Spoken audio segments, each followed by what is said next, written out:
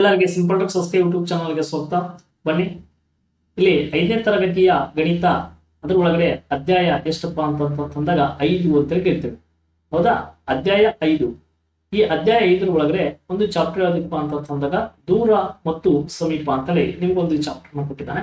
ಈ ಚಾಪ್ಟರ್ಗೆ ಸಂಬಂಧಪಟ್ಟಂತ ಏನೆಲ್ಲಾ ಪ್ರಶ್ನೆಗಳನ್ನ ಈ ಇದ್ರ ಒಳಗಡೆ ಕೊಟ್ಟಿದ್ದಾನೆ ಅಂತೇಳಿ ನಾನು ಏನ್ ಮಾಡ್ತೀನಪ್ಪ ಅಂದಾಗ ಪ್ರತಿಯೊಂದು ಪೇಜಸ್ ಹೇಳ್ಕೊತ ಹೋಗ್ತಾ ಇರ್ತೀನಿ. ಈ ವಿಡಿಯೋನ ಏನಂತ ನೋಡ್ಕೊತ ಬರೀ ಎಲ್ಲಾ ಪ್ರಶ್ನೆಗಳು ಏನಾಗ್ತವಪ್ಪ ಅಂತಂದಾಗ ನಿಮ್ಗೆ ಸುಲಭವಾಗಿ ಅರ್ಥ ಆಗ್ತಾ ಇರ್ತವೆ. ಹಾಗಾದ್ರೆ ಬನ್ನಿ, ಫಸ್ಟ್ ಏನಿದಾವಪ್ಪ ಅಂತ ನೋಡ್ಕೊಂಡಾಗ ಫಸ್ಟ್ ನಾನು ಚಾನಲ್ ನೋಡ್ತಿದ್ದಪ್ಪ ಅಂತಂದ್ರೆ ಚಾನಲ್ ಸಬ್ಸ್ಕ್ರೈಬ್ ಮಾಡ್ಕೊಂಡು ಈ ವಿಡಿಯೋನ ಏನಂತ ನೋಡ್ಕೊತ ಬರಬೇಕು. ಇಲ್ಲಿ ನಾವು ಉದ್ದವನ್ನ ಅಳೆಯಲು, ಹೌದಾ, ನಾವು ಉದ್ದವನ್ನ ಅಳೆಯುವ ಸಲುವಾಗಿ ಉದ್ದವನ್ನ ಅಳೆಯಲು ಬಳಸುವಂತ ಕೆಲವು ಆದರ್ಶ ಏಕಮಾನಗಳ ಬಗ್ಗೆ ನಾವು ಕಲ್ತಿರ್ತೀವಿ. ಉದ್ದವನ್ನ ನಾವು ಆಲ್ಮೋಸ್ಟ್ ಎದ್ರ ಒಳಗೆ ಹೇಳ್ತೀವಪ್ಪ ಅಂತಂದಾಗ ಮೀಟರ್ ಒಳಗೆ ಹೇಳ್ತೇವೆ, ಸೆಂಟಿಮೀಟರ್ ಒಳಗೆ ಹೇಳ್ತೇವೆ. ಇವು ಆದರ್ಶ ಏಕಮಾನಗಳು. ಅಂತ ಅಳೆಯುವ ಇನ್ನೂ ಕೆಲವು ಏಕಮಾನಗಳು ಮತ್ತು ವಿವಿಧ ಏಕಮಾನಗಳ ನಡುವಿನ ಸಂಬಂಧಗಳನ್ನ ಈ ಅಧ್ಯಾಯದಲ್ಲಿ ಏನ್ ಮಾಡೋಣಪ್ಪ ಅಂತಂದಾಗ ಕಲಿತಾ ಹೋಗೋಣ. ಹಾಗಾದ್ರೆ ನಾವು ಕಂಡು ಹಿಡಿಯಬೇಕಾಗಿದ್ದೇನು? ಈ ಕೆಳಗಿನ ಪ್ರತಿಯೊಂದನ್ನ ಅಳೆಯಲು ಸೂಕ್ತವಾದ ಯಾವ ಏಕಮಾನಗಳನ್ನ ಬಳಸ್ತೇವೆ ಅಥವಾ ಬಳಸ್ತೇವೆ ನೀವು ಗುರುತಿಸ್ರಿ ಅಂತ ಪ್ರಶ್ನೆ ಕೊಟ್ಟ. ಇಲ್ಲಿ ಕೆಲವೊಂದಿಷ್ಟು ಪ್ರಮಾಣಗಳನ್ನ ಕೊಟ್ಟಿದ್ದಾನೆ. ಇಂಡಿಯಾ ಗೇಟ್ನ ಎತ್ತರ ಅಂತ ಕೊಟ್ಟಿದ್ದಾನೆ. ಹೌದಾ? ಇಂಡಿಯಾ ಗೇಟ್ನ ಎತ್ತರ, ಇದನ್ನ ನಾವು ಯಾವ ಏಕಮಾನದಲ್ಲಿ ಅಳಿಬೇಕಾಗ್ತದೆ? ಹೌದಾ? ಅದನ್ನ ಇಲ್ಲಿ ಏನ್ ಮಾಡೋಣಪ್ಪ ಅಂತಂದಾಗ ಬರಿತಾ ಹೋಗ್ಬೇಕು. ಇಂಡಿಯಾ ಗೇಟ್ನ ಎತ್ತರ 42 ಅಂತ ಕೊಟ್ಟರು. ಸರ್, ಅಳತೆ ಏಕಮಾನ ಮೀಟರ್ದಾಗ ಅಳಿತೀರೋ ಅಥವಾ ಸೆಂಟಿಮೀಟರ್ದಾಗ ಅಳಿತೀರೋ? ನಮ್ ಕಾಮನ್ ಸೆನ್ಸ್ ಇದೆ. ಗೇಟ್ ಎತ್ತರ, ಇಂಡಿಯಾ ಗೇಟ್ ಇದು ಮುಂಬೈದಾಗ ಐತಿ, ಮುಂಬೈ ಒಳಗಡೆ ಅದಂತೆ ಎಲ್ಲ ಹೇಳ್ತಾರೆ.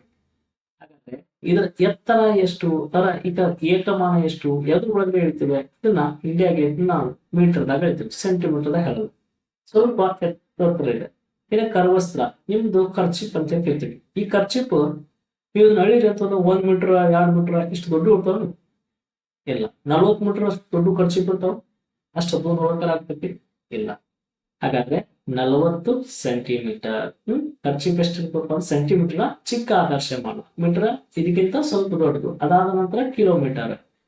ನೆಕ್ಸ್ಟ್ ಬಾವಿ ಆಳ. ಸರ್, ಬಾವಿ ಎಷ್ಟು ಆಳ ಐತ್ರಿ ನಿಮ್ದು? ನಮ್ದು ಒಂದು 50 ಮೀಟರ್ ಐತಿ ನೋಡ್ರಿ ಅಂತ ಹೇಳ್ತಿರ್ತಾರೆ. 1 ಮೀಟರ್ 2 ಮೀಟರ್ ಆಳ ಐತಿ ನೋಡ್ರಿ ಅಂತ ಹೇಳ್ತಿರ್ತಾರ. 50 ಮೀಟರ್ ನಮ್ದು ಬಾವಿ ಆಳ ಅದ ಅಂತ ಹೇಳ್ತೀವಿ. ಹೌದಾ? ನೆಕ್ಸ್ಟ್ ಮೊಬೈಲ್ ಫೋನ್ ಉದ್ದ. ಒಂದು ಮೊಬೈಲ್ ಕನಿಷ್ಠ ಎಷ್ಟು ಉದ್ದ ಇರ್ತದ? 13 ಮೀಟರ್ ಇರ್ತದ. ಅಷ್ಟು ದೊಡ್ಡ ಮೊಬೈಲ್ ಇಟ್ಕೋಕಾಗಲ್ಲ. ಯಾಕಂದ್ರೆ ಸೆಂಟಿಮೀಟರ್ದಾಗ ಅಳಿತೀವಿ. ಅಂದ್ರೆ ಚಿಕ್ಕ ಮಾನಗಳು ಸೆಂಟಿಮೀಟರ್, 13 ಸೆಂಟಿಮೀಟರ್. ಆನೆಯ ಸೊಂಡಿಲಿನ ಉದ್ದ ಒಂದ 2 ಮೀಟರ್. ಹೌದಾ? 1 ಮೀಟರ್ 2 ಮೀಟರ್ ಇವು ಇರಾಕ್ ಸಾಧ್ಯ. ಹೀಗಾಗಿ ಇದನ್ನ 2 ಮೀಟರ್ ಅಂತೇಳಿ ಏನ್ ಮಾಡೋಣಪ್ಪ ಅಂತಂದಾಗ ಬರೀತಾರೆ. ಇನ್ನು ನೆಕ್ಸ್ಟ್ ಶರ್ಟ್ ಮೇಲಿನ 2 ಗುಂಡಿಗಳ ನಡುವಿನ ಅಂತರ. ಒಂದು ಶರ್ಟ್ ಬಟನ್ ಹಾಕೊಂಡಿರ್ತದೆ ಅಂಗಿ ಒಳಗಡೆ, ಇಲ್ಲಿ ಮೇಲೆ ಒಂದಿರ್ತದೆ, ಕೆಳಗಡೆ ಒಂದಿರ್ತದೆ. ಇದರ 2 ನಡುವಿನ ಅಂತರ ಮೀಟರ್ದಾಗ ಇರಲ್ಲ, ಸೆಂಟಿಮೀಟರ್ ಅಂತ ಕೇಳ್ತೇವೆ. ಹೀಗಾಗಿ ಸೆಂಟಿಮೀಟರ್ದಲ್ಲಿ ನಾವೇನ್ ಮಾಡ್ಬೇಕಪ್ಪ ಅಂತಂದಾಗ ಬರಿಬೇಕ. ಇವು ನಂಬರ್ ನಮ್ಗೇನು ಅವಶ್ಯಕತೆ ಇಲ್ಲ. ಇವು ನಂಬರ್ ಎಷ್ಟು ಇರಲಿಕ್ಕೆ ನಮ್ಗೆ ಸಂಬಂಧ ಇಲ್ಲ. ಅಂದ್ರೆ ಕನಿಷ್ಠ ಜ್ಞಾನ ಇರ್ಬೇಕು ನಮ್ಗೆ. ಅಂದ್ರೆ ಸಣ್ಣದ ಇರುವಂತ ದೂರಗಳನ್ನ ಸೆಂಟಿಮೀಟರ್ದಾಗ ಅಳಿತೀವಿ, ಸ್ವಲ್ಪ ಅದಕ್ಕಿಂತ ದೂರ ಇತ್ತಂದ್ರೆ ಮೀಟರ್ದಾಗ ಅಳಿತೀವಿ, ಇನ್ನು ಅದಕ್ಕಿಂತ ದೂರ ಇತ್ತಪ್ಪ ಅಂತಂದಾಗ ಕಿಲೋಮೀಟರ್ದಾಗ ಅಳಿತೀವಿ. ಈ ಜ್ಞಾನ ನಮ್ಗೆ ಏನಿರ್ಬೇಕಪ್ಪ ಅಂತಂದಾಗ ಇರಬೇಕು. ಹಾಗಾದ್ರೆ ವಿವಿಧ ಏಕಮಾನಗಳು ಆದರೆ ಒಂದೇ ಅಳತೆ, ಬಟ್ ಏಕಮಾನಗಳು ಬೇರೆ ಬೇರೆ ಇರ್ತವೆ. ಒಂದೇ ಅಳತೆಗಳನ್ನ ಹೊಂದಿರುವುದು ಯಾವ ತರ ನಡೀತದೆ? ಇಲ್ಲಿ ಸಿಕಾ ಮತ್ತು ಸೋನು ಗ್ರಾಮದ ನೇಯ್ಗೆ ಕೇಂದ್ರಗಳಲ್ಲಿ ಸೀರೆ ಮತ್ತು ಸ್ಟೋಲ್ಗಳ ಉದ್ದವನ್ನು ಅಳೆಯುತ್ತಿದ್ದಾರೆ. ಯಾವ ಅಳತೆಗಳು ಒಂದೇ ಸೀರೆ ಅಥವಾ ಸ್ಟೋನ್ ಅನ್ನ ಪ್ರತಿನಿಧಿಸುತ್ತೆ ಎಂಬುದನ್ನ ಕಂಡುಹಿಡಿಯಿರಿ. ನೀವು ಕೆಳಗಿನ ದ್ವಿಸಂಖ್ಯಾ ರೇಖೆ ಸಹಾಯವನ್ನ ಪಡಿಬಹುದು ಅಂತ ಪ್ರಶ್ನೆ ಕೊಟ್ಟ. ಹಾಗಾದ್ರೆ ಇದ್ರಾಗ ನಾವು ಏನ್ ಮಾಡ್ಬೇಕು? ಇಲ್ಲಿ ನಿಮ್ಗೆ ಗೊತ್ತಿರ್ಬೇಕು, ಒಂದು 100 ಸೆಂಟಿಮೀಟರ್ ಇಸ್ಕೊಲ್ಟು ಎಷ್ಟಪ್ಪ ಅಂತಂದಾಗ 1 ಮೀಟರ್ ಐತ್ರಿ.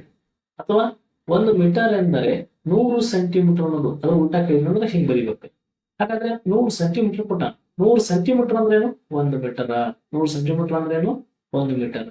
ಹಾಗಾದ್ರೆ 100 ಸೆಂಟಿಮೀಟರ್ ಐತಿ. ಈಗ ಇಂಟು 2 ಆಯ್ತಂದ್ರ ಇದು ಎಷ್ಟಾಗ್ತದ? 200 ಸೆಂಟಿಮೀಟರ್ ಆಗ್ತದೆ. ಇಂಟು 2 ಮಾಡ್ಕೊತ ಹೋಗ್ಯಾರ. ಇನ್ ನೆಕ್ಸ್ಟ್ ಇಲ್ಲಿ 4 ಆಗುತ್ತೆ. ಇಂಟು 2 ಅಂದ್ರೆ 200 ಹೋಗಿ 400 ಸೆಂಟಿಮೀಟರ್ ಆಗುತ್ತೆ. ಮತ್ತೆ 100 ಸೆಂಟಿಮೀಟರ್ ಹೆಚ್ಚಿಗೆ ಮಾಡ್ಯಾರ. ನೆಕ್ಸ್ಟ್ ಇಲ್ಲಿ 700 ಸೆಂಟಿಮೀಟರ್ ಅಂತ ಕೊಟ್ಟಾರ. ಅವ್ರನ್ನ ಏನು ಮೀಟರ್ದಾಗ ಕನ್ವರ್ಟ್ ಮಾಡಿದಾಗ 100 ಸೆಂಟಿಮೀಟರ್ ಅಂದಾಗ 1 ಮೀಟರ್, 200 ಸೆಂಟಿಮೀಟರ್ ಅಂತ ಅಂದಾಗ 2 ಮೀಟರ್. ಇಲ್ಲಿ 400 ಸೆಂಟಿಮೀಟರ್ ಅಂತಂದಾಗ ಇದು 4 ಮೀಟರ್. ಯಾಕ 100 ಸೆಂಟಿಮೀಟರ್ ಇಸ್ಕೊಟ್ಟು 1 ಮೀಟರ್, 400 ಸೆಂಟಿಮೀಟರ್ ಇಸ್ಕೊಟ್ಟು 4 ಮೀಟರ್, 500 ಸೆಂಟಿಮೀಟರ್ ಇಸ್ಕೊಟ್ಟು 5 ಮೀಟರ್ ಅಂತ ಕರಿತೀವಿ. 700 ಸೆಂಟಿಮೀಟರ್ ಇಸ್ಕೊಟ್ಟು 7 ಮೀಟರ್ ಅಂತೇಳಿ ನಾವು ಕರಿತೇವೆ. ಇಲ್ಲಿ ಇದನ್ನ ಫಿಲ್ ಮಾಡ್ಕೊಡ್ರಿ. ಇನ್ನು ನೆಕ್ಸ್ಟ್ ಅಪ್ ಏನ್ ಕೇಳ್ತಾನಪ್ಪ ಅಂತಂದಾಗ ನಿಮ್ಗ ಇಲ್ಲಿ ಹೊಂದಿಸಿ ಬೇರೆ ರಿಲೇಟೆಡ್ ಒಂದು ಪ್ರಶ್ನೆ ಕೊಟ್ಟಿದ್ದಾನೆ. 204 ಸೆಂಟಿಮೀಟರ್ನ ನಾವು ಇದರಲ್ಲಿ ಯಾವುದಕ್ಕೆ ಹೊಂದಿಸ್ಬೇಕು? ಮ್ಯಾಥ್ಸ್ ಯಾವುದಕ್ಕೆ ಹೊಂದಿಸ್ಬೇಕು? 204 ಯಾವುದನ್ನ ಹೊಂದಿಸ್ತೀರಿ ಸರ? ಇಲ್ಲಿ 5 ಮೀಟರ್, 5 ಮೀಟರ್ ಅಂದ್ರೆ 500 ಆಗ್ತದೆ. 2 ಮೀಟರ್ ಓಕೆ, 2 ಮೀಟರ್ ಅಂದ್ರೆ 200 ಆಗ್ತದೆ. ಮತ್ತ 204 ಸೆಂಟಿಮೀಟರ್ ಇದು ಆಗಲ್ಲ. 2 ಮೀಟರ್ 4 ಸೆಂಟಿಮೀಟರ್. ಇದು ಎಲ್ಲೋ ಒಂದ್ ಸ್ವಲ್ಪ ನಮ್ಗೆ ಅನಿಸ್ತದೆ. ಯಾಕಂದ್ರೆ 2 ಮೀಟರ್ ಅಂದ್ರೆ ಎಷ್ಟಿದು? 2 ಮೀಟರ್ ಅಂತಂದಾಗ 1 ಮೀಟರ್ ಅಂದ್ರೆ 100 ಸೆಂಟಿಮೀಟರ್. 2 ಮೀಟರ್ ಅಂದ್ರೆ 200 ಪ್ಲಸ್ ಇದು ಮ್ಯಾಗಿನ 4. ಹಾಗಾದ್ರೆ 204 ಆಯ್ತಾ? ಹಾಗಾದ್ರೆ ಒಂದು ತೊಗೊಂಡು ಸೀದಾ ಇದಕ್ಕೆ ಹೊಂದಿಸ್ಬೇಕು. ಇನ್ನು 540, 540 ಅಂದಾಗ 1 ಮೀಟರ್ ಅಂದಾಗ 100 ಸೆಂಟಿಮೀಟರ್. 5 ಮೀಟರ್ ಅಂತಂದಾಗ 500 ಸೆಂಟಿಮೀಟರ್ ಪ್ಲಸ್ 40, 540 ಆಯ್ತಿದೆ. ಹೀಗಾಗಿ ಇದನ್ನ ಇದಕ್ಕೆ ಹೊಂದಿಸ್ಬೇಕು. ಕ್ಲಿಯರ್? ಇನ್ನು 750 ಸೆಂಟಿಮೀಟರ್ನ ಇದಕ್ಕೆ ಹೊಂದಿಸ್ಬೇಕು. 750 ಇಲ್ಲಿ 5 ಐತಿ, ಇಲ್ಲಿ 2 ಐತಿ, 2 ಐತಿ, 2 ಇದು ಅಂತೂ ಯಾವ ಸಂಬಂಧ ಇಲ್ಲ. ಈಗ ಆಟೋಮೆಟಿಕ್ 7 ಅಂತಂದಾಗ 6 ಮೀಟರ್ ಸರ್, 600 ಮೀಟರ್ ಆಗ್ತಿಲ್ಲ. ಇಲ್ಲಿ 750 ಐತಿಲ್ಲ. ಇಲ್ಲಿ ಮ್ಯಾಗಿಂದು 150 ಐತಿ ನೋಡ್ರಿ. ಇದು 600 ಪ್ಲಸ್ ಇದೊಂದು 150. 6 ಮೀಟರ್ ಅಂದ್ರೆ 600 ಸೆಂಟಿಮೀಟರ್ ಪ್ಲಸ್ 150 ಸೆಂಟಿಮೀಟರ್ ಒಟ್ಟು ಕೂಡಿಸ್ರಿ 750 ಸೆಂಟಿಮೀಟರ್ ಆಕತ್ತೆ. 750 ಸೆಂಟಿಮೀಟರ್ ಆಕದ. ಹಾಗಾದ್ರೆ ಇದಕ್ಕ ಗುರುತಿಸ್ರಿ. ಇನ್ನು 240 ಸೆಂಟಿಮೀಟರ್, 240 ಸೆಂಟಿಮೀಟರ್ ಯಾವ್ದಾಗ್ತದ? ಇಲ್ಲಿದೆ ನೋಡ್ರಿ. ಇಲ್ಲಿ ನೋಡ್ರಿ, 2 ಮೀಟರ್ ಅಂದ್ರೆ 200 ಪ್ಲಸ್ ಇದು 40 ಅಂದ್ರೆ 240 ಆಗ್ತದೆ.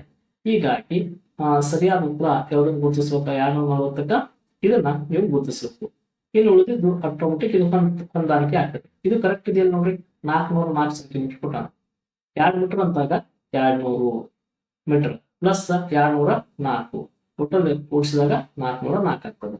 ಹೀಗಾಗಿ ಸರಿಯಾದ ಉತ್ತರ ಇದಕ್ಕ ನೀವೇನ್ ಮಾಡಬೇಕಪ್ಪ ಅಂತಂದಾಗ ಗುರುತಿಸ್ಬೇಕಾಗ್ತದ. ಕ್ಲಿಯರ್? ಇಷ್ಟು ಗೊತ್ತಾಯ್ತು. ಇನ್ನು ನೆಕ್ಸ್ಟ್ ಇದ್ರ ಒಳಗೆ ನಾವು ಹೋಲಿಸೋಣ ಅಂತ ಇದೆಯಲ್ಲ, ಇದ್ರ ಬಗ್ಗೆ ನಾವು ನೋಡ್ಕೊತ ಬರ್ತೀವಿ. ಇಲ್ಲಿ ರಿತಿಕಾಳು ವಿವಿಧ ಸರಳುಗಳ ಉದ್ದಗಳನ್ನ ಹೋಲಿಸುತ್ತಿದ್ದಾಳೆ. ಇದನ್ನ ಸ್ಮಾಲರ್ ದಾನ್ ಇಸ್ಕ್ವಲ್ ಟು, ಇದು ಗ್ರೇಟರ್ ದಾನ್ ಚಿಹ್ನೆಗಳನ್ನ ಬಳಸಿ ಅವುಗಳನ್ನ ಹೋಲಿಕೆ ಮಾಡ್ರಿ. ಇದ್ರೊಳಗೆ ಸಮ ಇತ್ತಪ್ಪ ಅಂದ್ರೆ ಹಾಕ್ರಿ, ಅಥವಾ ಇದ್ರೊಳಗಡೆ ಮೇಲೆ ಕೆಳಗಡೆ ಏನಾದ್ರೂ ಇದ್ದಪ್ಪ ಅಂತ ಅಂದಾಗ ಅವು ಕೂಡ ಹಾಕ್ರಿ ಅಂತ ಹೇಳಿ ಇಲ್ಲಿ ಕ್ವಶನ್ಸ್ ಕೊಟ್ಟಿದ್ದಾರೆ. ಸಮ ಇತ್ತಂದ್ರೆ ಸಮ ಹಾಕ್ಬೇಕು, ದೊಡ್ಡದಿತ್ತಂದ್ರೆ ದೊಡ್ಡ ಚಿಹ್ನೆ ಹಾಕ್ಬೇಕು, ಸಣ್ಣದಿತ್ತಂದ್ರೆ ಸಣ್ಣದ ಹಾಕ್ಬೇಕು. ಈಗ 456 ಸೆಂಟಿಮೀಟರ್ ಇಸ್ಕೊಟ್ಟು ಇಲ್ಲಿ ಸೆಂಟಿಮೀಟರ್ ದೊಡ್ಡದು 5 ಮೀಟರ್ ದೊಡ್ಡದು ಅಂತ ಕ್ವಶನ್ಸ್ ಕೊಡ್ತಾರೆ. ಇದು ನೋಡಿ ಸೆಂಟಿಮೀಟರ್ ಆಗೈತೆ, ಇದು ಮೀಟರ್ ಆಗೈತೆ. ಇದು 456 ಅಂತಂದಾಗ 4 ಮೀಟರ್ 56. ಇದು ಟೋಟಲ್ ಆಗಿ 5 ಮೀಟರ್ ಅಂದಾಗ 500 ಸೆಂಟಿಮೀಟರ್ ಇದು ದೊಡ್ಡದಾಗ್ತದೆ. ಹೀಗಾಗಿ ನಾವು ಸೈನ್ ಅನ್ನ ಈ ಕಡೆ ಹಾಕ್ಬೋದು, ದೊಡ್ಡ ಕಡೆನೆ ಹಾಕ್ಬೇಕು. ಇನ್ ನೆಕ್ಸ್ಟ್ ಇದು 55 ಸೆಂಟಿಮೀಟರ್, ಇದು 200 ಸೆಂಟಿಮೀಟರ್. ಎರಡು ಕೂಡಿಸಿದಾಗ 255 ಸೆಂಟಿಮೀಟರ್ ಆಗ್ತಿರ್ಬೇಕು. ಇನ್ ನೆಕ್ಸ್ಟ್ ಇದು 200 ಸೆಂಟಿಮೀಟರ್, ಇದು 54 ಸೆಂಟಿಮೀಟರ್. ಇದು ಕೂಡಿಸಿದಾಗ 254 ಸೆಂಟಿಮೀಟರ್. 254 ದೊಡ್ಡದು, 255 ದೊಡ್ಡದು, 255 ದೊಡ್ಡದು. ಹೀಗಾಗಿ ಇದನ್ನ ನಾವು ಮಾರ್ಕ್ನ ಈ ಕಡೆ ಹಾಕ್ಬೇಕು. ಕ್ಲಿಯರ್? ಇನ್ನ 6 ಮೀಟರ್ 5 ಸೆಂಟಿಮೀಟರ್. ಇದು 6 ಮೀಟರ್ ಅಂದಾಗ 600 ಆಯ್ತು. 6 ಮೀಟರ್ ಅಂದಾಗ 600 ಸೆಂಟಿಮೀಟರ್ ಆಯ್ತು. ಮ್ಯಾಗಿಂದ 5 605 ಆಯ್ತು. ನಿಮ್ಗೆ ಗೊತ್ತಾಗಲಿಲ್ಲ, ನಿಮ್ಗೆ ಸಪ್ರೇಟ್ ಮಾಡ್ಕೊಂಡ್ಬಿಟ್ರಿ. 605 ಸೆಂಟಿಮೀಟರ್ ಒಂದೇ ಮಾನದಾಗ ಮಾಡ್ಕೊಂಡ್ಬಿಟ್ರಿ. ಇದು 6 ಮೀಟರ್ ಅಂದಾಗ 600 ಪ್ಲಸ್ 50 ಸೆಂಟಿಮೀಟರ್ ಅಂತಂದಾಗ 50. ಇದು 650 ಆಯ್ತು. ಹಾಗಾದ್ರೆ ಯಾವ್ದು ದೊಡ್ಡದಾಯ್ತು? ಇದು ದೊಡ್ಡದಾಯ್ತು. ಹೀಗಾಗಿ ನಾವು ಇದನ್ನ ಮಾರ್ಕ್ನ ಈ ಕಡೆ. ಇಲ್ಲಿ ನೋಡ್ರಿ, 2 ಮೀಟರ್ 150 ಸೆಂಟಿಮೀಟರ್. 2 ಮೀಟರ್ ಅಪ್ಪ ಅಂತಂದಾಗ 200 ಸೆಂಟಿಮೀಟರ್, 150 ಅಂತಂದಾಗ ಟೋಟಲ್ ಕೂಡಿಸ್ರಿ. 200 150 ಟೋಟಲ್ 350 ಆಯ್ತು. 350 ಸೆಂಟಿಮೀಟರ್ ಆಯ್ತು. ಇದು 3 ಮೀಟರ್ 50 ಸೆಂಟಿಮೀಟರ್.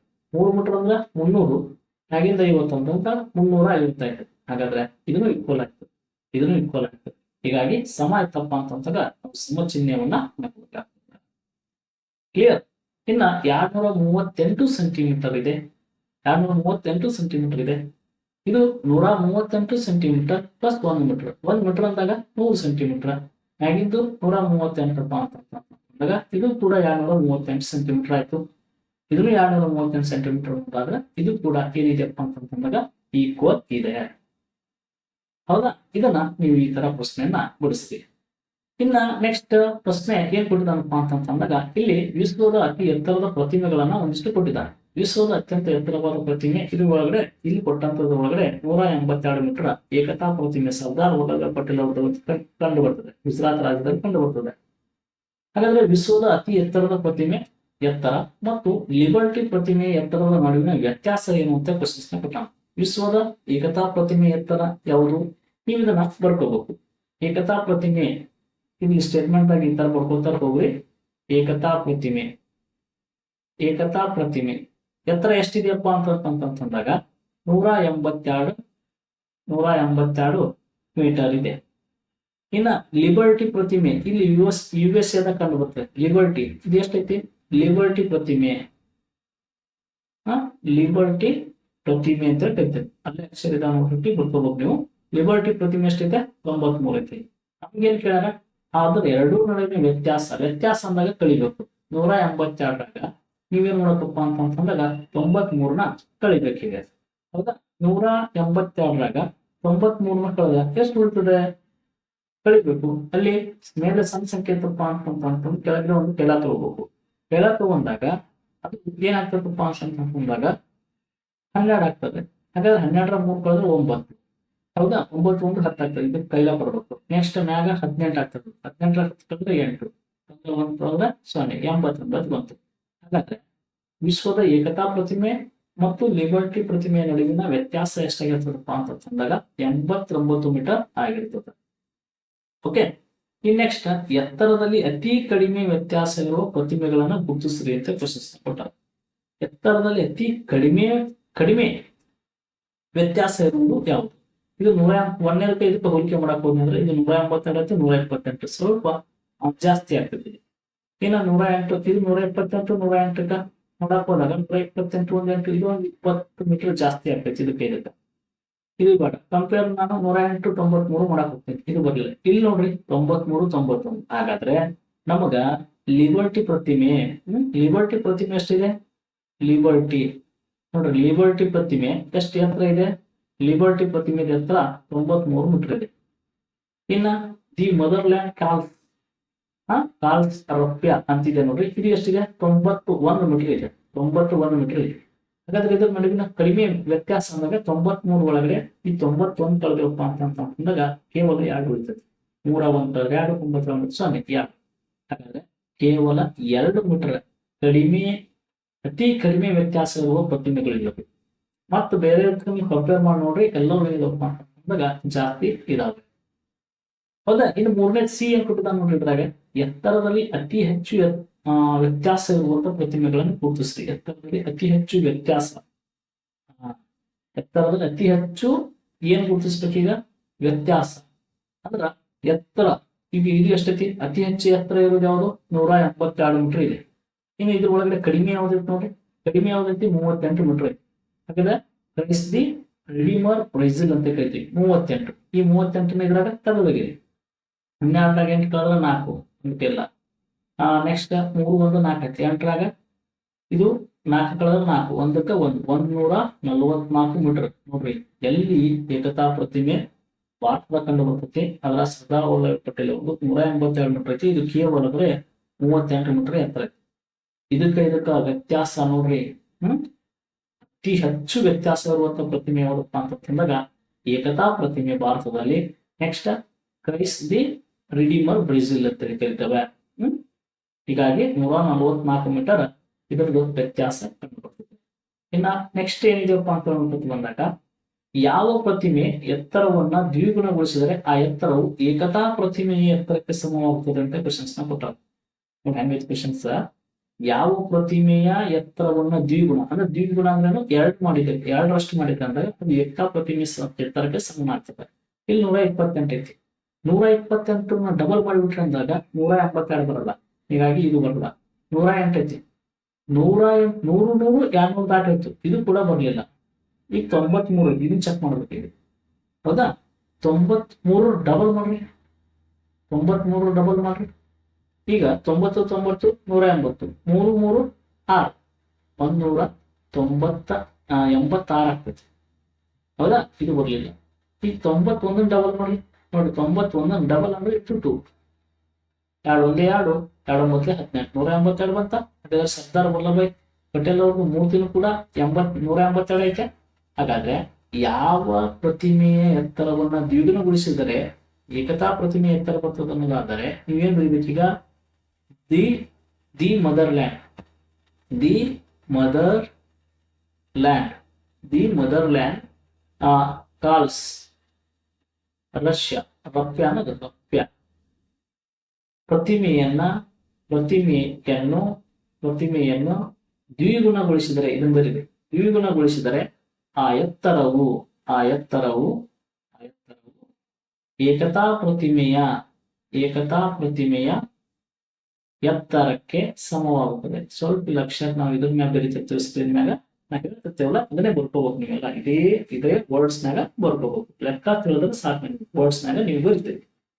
ಓಕೆ, ಇಷ್ಟು ಪೇಜಸ್ ನಲ್ಲಿ ಇದರ ಪಾರ್ಟ್ ನಾನು ಏನ್ ಮಾಡಿದ್ದೀನಪ್ಪ ಅಂದಾಗ ಇಷ್ಟು ಹೇಳಿದ್ದೀನಿ. ಇನ್ನು ನೆಕ್ಸ್ಟ್ ಮುಂದಿನ ಪಾಠಗಳನ್ನ ಏನ್ ಮಾಡ್ತೀನಪ್ಪ ಅಂತಂದಾಗ ನೆಕ್ಸ್ಟ್ ವಿಡಿಯೋದಲ್ಲಿ ಗೊತ್ತಾಗ್ತಿರ್ತೀನಿ. ಫಸ್ಟ್ ಟೈಮ್ ಸಬ್ಸ್ಕ್ರೈಬ್ ಮಾಡ್ಕೊಳ್ಳಿ. ಇನ್ನೂ ಸಾಕಷ್ಟು ವಿಡಿಯೋಗಳ ತೋರಾಗ್ತವೆ, ನೋಡ್ಕೊತಾ ಬನ್ನಿ. ಧನ್ಯವಾದಗಳು.